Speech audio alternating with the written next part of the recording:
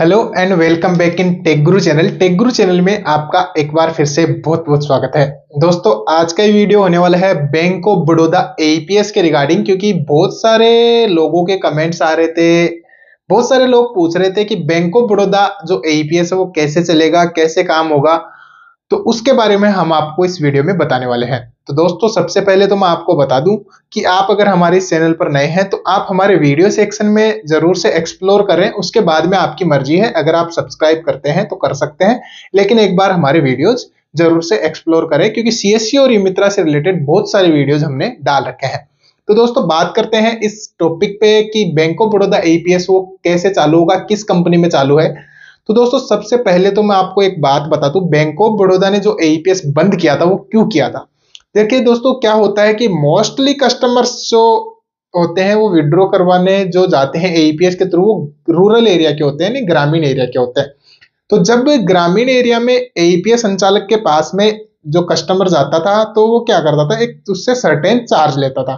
जैसे for example, अगर उसको 500 रुपए विड्रॉ करवाने थे तो वो 510 रुपए विड्रॉ कर लेते थे, 520 कर लेते थे, कुछ इस प्रकार से वो विड्रॉ कर लेते थे। लेकिन अब इसके सॉल्यूशन के लिए क्या किया बैंक ऑफ बड़ौदा ने, अपना एईपीएस जो है वो एईपीएस कंपनियों पे बंद कर दिया। क्योंकि उससे क्या होता था, वो जो फ्रॉड की कंप्लेंट्स आती थी वो कम करने के लिए बैंक ऑफ बड़ौदा ने ऐसा किया था। अब होता क्या था दोस्तों, बैंक ऑफ बड़ौदा में जब ट्रांजैक्शन होने लगे इस प्रकार के, तो बैंक ऑफ बड़ौदा ने एईपीएस पे बंद कर दिया और उन्होंने प्रमोट किया कि जो भी बैंक ऑफ बड़ौदा के सीएसपी हैं वो उसी से एईपीएस के ट्रांजैक्शन हो बैंक ऑफ बड़ौदा के। तो उसके लिए बैंक ऑफ बड़ौदा ने उसको बंद कर दिया। लेकिन अब 2024 में, जैसे कि आप सभी को पता है, हर ट्रांजैक्शन पे 2 फैक्टर करना पड़ता है और 50 रुपए के मल्टीपल में ही ट्रांजैक्शन करने पड़ते हैं। तो उससे वो सारी प्रॉब्लम्स जो है वो सोल्व हो गई है ऑलमोस्ट। फिर भी कुछ रिटेलर्स हैं जो ऐसा करते हैं, तो वो 50 के मल्टीपल में ही विड्रॉ कर पाएंगे। तो अब आपको, जैसे कि सभी को पता होगा, कि जब सबसे पहले एईपीएस चालू हुआ था तो मेरे हिसाब से यस बैंक ने ही एईपीएस लाया था, यस बैंक ने एईपीएस चालू किया था। उसके बाद में आईसीआईसी बैंक वगैरह वगैरह काफी सारे आने लग गए। तो दोस्तों, यस बैंक के एईपीएस जो है वो इतना कारगर साबित था उस टाइम पे कि ट्रांजैक्शन बहुत कम फेल होते थे और बहुत ही स्मूथली चलता था। बाद में यस बैंक का कुछ प्रॉब्लम हुआ और यस बैंक थोड़े दिन के लिए बंद कर दिया ईपीएस वगैरह। तो स्पाइस मनी था या नहीं, लेकिन पे नियर बाई वगैरह जो भी यस बैंक के थ्रू काम हो रहे थे बैंकिंग के, वो सारे रुक गए थे। तो सभी कंपनियों ने अलग अलग बैंक्स के एईपीएस लगा लिए, पे नियर बाई वगैरह ने, सभी ने। लेकिन अब दोस्तों क्या है कि अगर यस बैंक का ईपीएस किसी कंपनी में चलता है तो वो बहुत ही शानदार चलता है अभी भी। उसमें कुछ तो बैंक ऑफ बड़ौदा के कस्टमर्स के ट्रांजेक्शन्स भी हो जाते हैं। लेकिन अब बात करते हैं कि यस बैंक का एईपीएस कौन सी कंपनी में मिलेगा।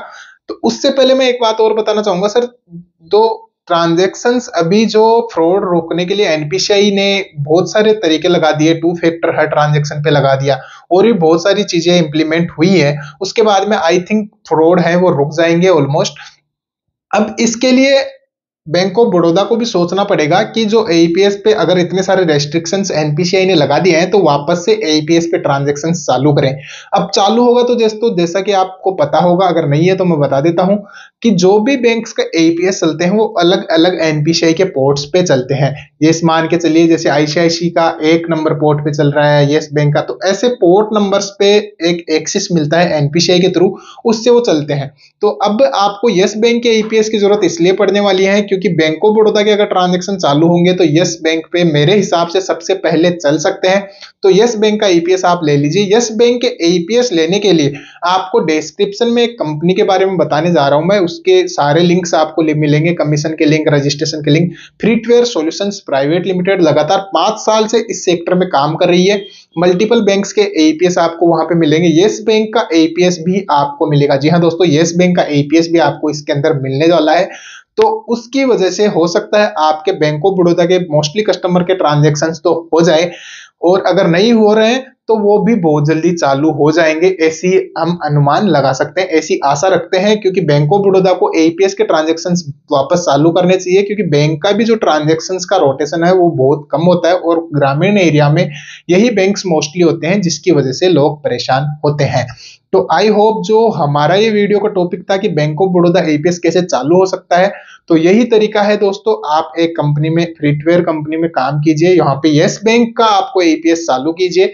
यस बैंक में ट्रांजेक्शन कीजिए। वैसे भी मोस्टली बैंक्स के ट्रांजेक्शन हो जाते हैं और बहुत जल्दी हो सकता है कि अपडेट आए और चालू हो जाए। आई होप आपको हमारा ये वीडियो पसंद आएगा। पसंद आए तो लाइक कीजिए, चैनल को सब्सक्राइब कीजिए। मिलते हैं आपसे नेक्स्ट वीडियो में, तब तक के लिए take care, thank you so much.